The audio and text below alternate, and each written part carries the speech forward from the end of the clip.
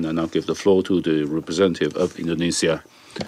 Mr. President, allow me to thank the SRSG David Shear for his tireless work on supporting peace in South Sudan and his insightful briefing. I would also like to thank Ms. Betty Sunday for her important briefing this morning. Indonesia welcomes the agreement to form the Transitional Government of National Unity and commends both parties on their spirit of compromise. Their convergence shows their commitment to creating an enabling environment for peace. While the ceasefire continues to hold, we note clashes in the areas of Western and Central Equatoria and Upper Nile, and a number of security challenges remain.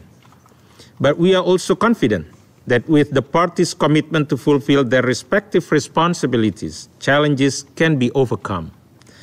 A sustainable peace and stability with prosperity are very much possible.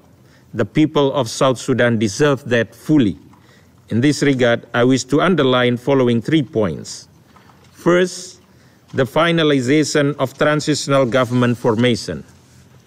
Recognizing that much work needs to happen, including on transitional security arrangements and establishment of 3 administrative areas, the revitalized agreement remains the best overarching blueprint to build peace with wide support from South Sudanese parties.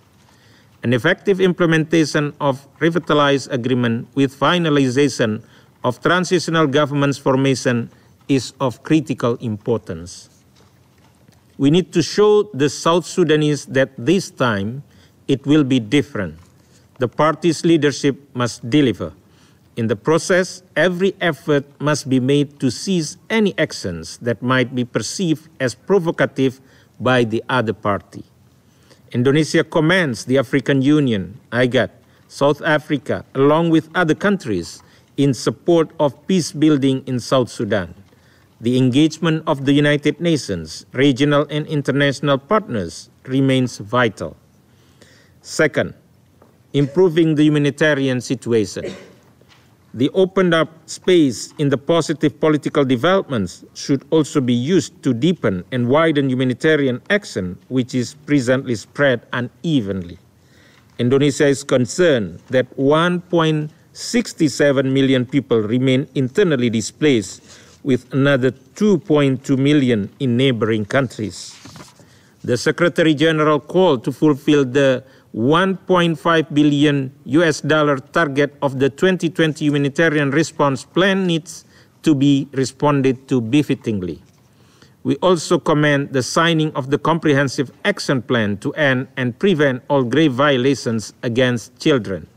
It reflects South Sudan's right priorities and must be supported fully for its implementation.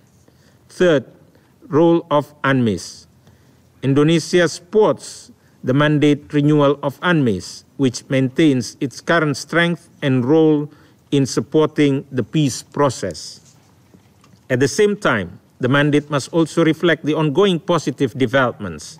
Since physical access is an important hindrance to humanitarian assistance, the UNMISS resource mobility, especially of its air and water assets, should be enhanced. Currently, we have Indonesian military and police officers, including our women police peacekeepers, proudly serving in the UNMISS. Their professionalism and hard work, including through local community engagement, has already made a concrete impact. In conclusion, Mr. President, the people of South Sudan's journey for peace has come to a critical juncture. Their commitments, with effective backing from the UN and other partners, promise a peaceful and prosperous future. I reaffirm Indonesia's long-standing support towards a lasting peace and stability in South Sudan, including through its contribution to UNMISS. Thank you, Mr. President. 感谢。 I thank the representative of Indonesia for his statement.